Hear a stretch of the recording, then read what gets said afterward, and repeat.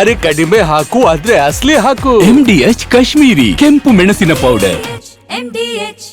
ಇನ್ನು ಸಚಿವರ ಜೊತೆ ಸಿಎಂ ಸಿದ್ದರಾಮಯ್ಯ ಬ್ರೇಕ್ಫಾಸ್ಟ್. ಶರಣ್ ಪ್ರಕಾಶ್ ಪಾಟೀಲ್, ಬೈರತಿ ಸುರೇಶ್, ಮಧು ಬಂಗಾರಪ್ಪ ಜೊತೆ ಸಿದ್ದರಾಮಯ್ಯ ಮಾತುಕತೆ ನಡೆಸಿದ್ದಾರೆ.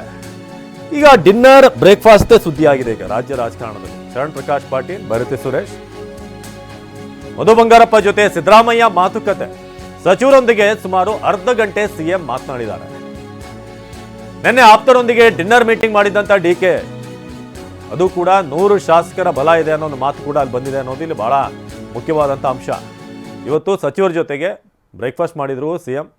ಹಾಗಾಗಿ ಎಲ್ಲೋ ಒಂದು ಕಡೆ ಬಲ ಪ್ರದರ್ಶನಕ್ಕೆ ಉಭಯ ನಾಯಕರು ಹೊರಟಿದಾರಾ ಅನ್ನೋ ಪ್ರಶ್ನೆ. ಡಿಕೆ ಡಿನ್ನರ್ನಲ್ಲಿ ಯಾರ್ಯಾರಿದ್ರು ಅನ್ನೋದ್ರ ಬಗ್ಗೆ ಕೂಡ ನಿಮಗೆ ಡೀಟೇಲ್ಸನ್ನು ಕೊಡ್ತಾ ಇದ್ದೀವಿ.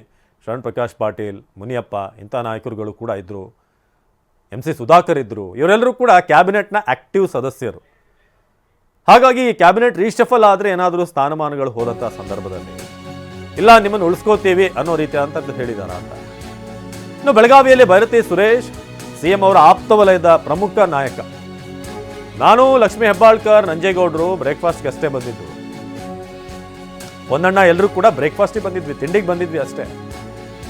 ಯಾವ ಮೀಟಿಂಗು ಇಲ್ಲ, ಏನೂ ಇಲ್ಲ ಅಂತ ಬೈರತಿ ಸುರೇಶ್ ಹೇಳಿದ್ದಾರೆ.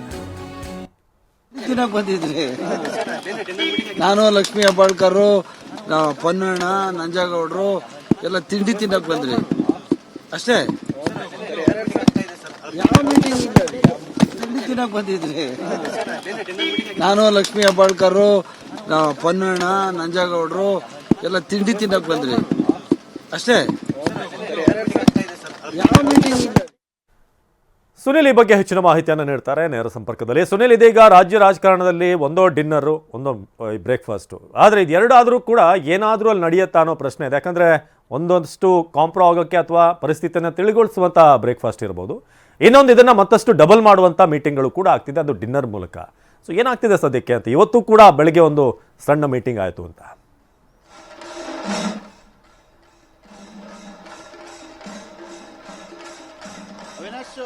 ಪ್ರಮುಖವಾಗಿ ಕಾಂಗ್ರೆಸ್ ಮನೆಯಲ್ಲಿ ಶಕ್ತಿ ಪ್ರದರ್ಶನ ಕೂಡ ದಿನೇ ದಿನೇ ಕೂಡ ಹೆಚ್ಚಾಗ್ತಾ ಇದೆ. ಅದಕ್ಕೆ ಪೂರಕವಾದಂತೆ ನಿನ್ನೆ DCM DK ಶಿವಕುಮಾರ್ ಅವರ ಆಪ್ತ ಬಣ ಒಂದು ಡಿನ್ನರ್ ಮೀಟಿಂಗ್ ಕೂಡ ಭಾಗಿಯಾಗಿತ್ತು. ಅಲ್ಲಿ ಸಚಿವರು ಕೂಡ ಭಾಗಿಯಾಗಿದ್ರು, DK ಶಿವಕುಮಾರ್ ಅವರು ಕೂಡ ಭಾಗಿಯಾಗಿದ್ರು.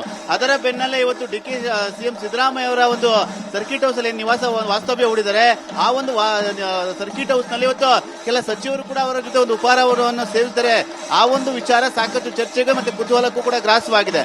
ಸಿಎಂ ಅವರನ್ನ ಭೇಟಿ ಮಾಡಿ ಬೈರತಿ ಸುರೇಶ್ ಆಗ್ಬೋದು, ಮತ್ತೆ ಲಕ್ಷ್ಮೀ ಹೆಬ್ಬಾಳ್ಕರ್ ಆಗ್ಬೋದು, ಮಧು ಬಂಗಾರಪ್ಪರ್ ಆಗ್ಬೋದು, ಶರಣ್ ಪ್ರಕಾಶ್ ಪಾಟೀಲ್ ಅವರು ಮತ್ತೆ ಕೆಲ ಶಾಸಕರು ಬ್ರೇಕ್ಫಾಸ್ಟ್ ಅಲ್ಲಿ ಭಾಗಿಯಾಗಿರೋದು ಸಾಕಷ್ಟು ಚರ್ಚೆಗೂ ಕೂಡ ಗ್ರಾಸವಾಗಿದೆ. ಯಾಕೆಂದ್ರೆ ಕಾಂಗ್ರೆಸ್ನಲ್ಲಿ ಕುರ್ಚಿ ಕದನ ದಿನೇ ದಿನಕ್ಕೆ ಕೂಡ ತಾರಕಕ್ಕೇರ್ತಾ ಇದ್ರು ಕೂಡ ಏರುತ್ತಿರೋ ಒಂದು ಸಂದರ್ಭದಲ್ಲಿ ಇವತ್ತು ಮುಖ್ಯಮಂತ್ರಿಗಳ ಜೊತೆಗಿನ ಒಂದು ಉಪಹಾರ ಕೂಟ ಎಂದೇ ಸಾಕಷ್ಟು ಮಹತ್ವವನ್ನು ಕೂಡ ಪಡೆದುಕೊಂಡಿದೆ. ಯಾಕೆಂದ್ರೆ ಪ್ರಮುಖವಾಗಿ ಬೈರತಿ ಸುರೇಶ್ ಅವರು ಎಂದರೆ ಸುರೇಶ್ ಅವರು ಸಿಎಂ ಅವರ ಆಪ್ತ ಬಣದಲ್ಲಿ ಕುಳಿತುಕೊಂಡಿರುವಂತರು, ಅವರು ಭೇಟಿಯಾಗಿ ಒಂದಷ್ಟು ಚರ್ಚೆ ನಡೆಸಿರುವಂತದ್ದು ಸಾಕಷ್ಟು ಮಹತ್ವವನ್ನು ಕೂಡ ಪಡೆದುಕೊಂಡಿದೆ. ಒಂದು ಕಡೆ ಅವರು ಖುದ್ದು ಕೇವಲ ಬ್ರೇಕ್ಫಾಸ್ಟ್ ಕತ್ತೆ ಸೇರಿದ್ವಿ ಅಂತ ಹೇಳಿದ್ರು ಕೂಡ ಈ ಒಂದು ಸಂದರ್ಭದಲ್ಲಿ ಹಿಂದೆ ಸಾಕಷ್ಟು ಮಹತ್ವವನ್ನು ಕೂಡ ಪಡೆದುಕೊಂಡಿರುವಂತ. ನಿನ್ನೆ ರಾತ್ರಿ 40ಕ್ಕೂ ಹೆಚ್ಚು ಶಾಸಕರಾಗಬಹುದು, ಸಚಿವರೆಲ್ಲರೂ ಸೇರಿ DK ಶಿವಕುಮಾರ್ ಅವರ ಬಣದ ಒಂದು ಡಿನ್ನರ್ ಮೀಟಿಂಗ್ ಅಲ್ಲಿ ಭಾಗಿಯಾಗಿದೆ.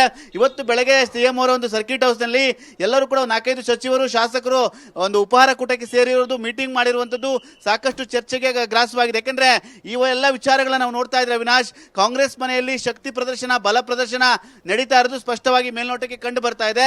ಯಾಕೆಂದ್ರೆ ಅಧಿವೇಶನದಲ್ಲಿ ನಡೆಯುವಂತ ಚರ್ಚೆಗಿಂತ ಹೆಚ್ಚಾಗಿ ಕಾಂಗ್ರೆಸ್ನಲ್ಲಿ ಕುರ್ಚಿ ಕರೆದಂತ ವಿಚಾರ, ಪವರ್ ಶೇರಿಂಗ್ ವಿಚಾರ ಸಾಕಷ್ಟು ತಾರಕ್ಕೇರಿದು ಸ್ಪಷ್ಟವಾಗಿ ಗೊತ್ತಾಗ್ತಾ ಇರುವಂತದ್ದು ಅವಿನಾಶ್. ಧನ್ಯವಾದ ಸುನಿಲ್. ಸೊ ಇದು ಸದ್ಯಕ್ಕೆ ಬೆಳಗಾವಿಯಲ್ಲಿ ನಡೀತಿರುವಂಥ ಬೆಳವಣಿಗೆ. ಸರ್ಕಿಟ್ ಹೌಸ್ನಲ್ಲಿ ಇವತ್ತು ಸಿಎಂ ಜೊತೆಗೆ ಒಂದಷ್ಟು ಅವರ ಆಪ್ತ ವಲಯದ ನಾಯಕರು ಎಲ್ಲ ಹೋಗಿ ಮಾತನಾಡಿದ್ದಾರೆ. MDH ನ ಕಿಚನ್ ಅಲ್ಲಿದ್ರೆ ನಾವು ಎಲ್ಲವನ್ನು ಮಾಡಬಹುದು. ಬೆಂಗನ್ ಕಾ ಬರ್ತಾ, ಆಲೂ ಗೋಬಿ, ಭಿಂಡಿ ಮಸಾಲಾ, ಇನ್ನೂ ಬಹಳಷ್ಟು.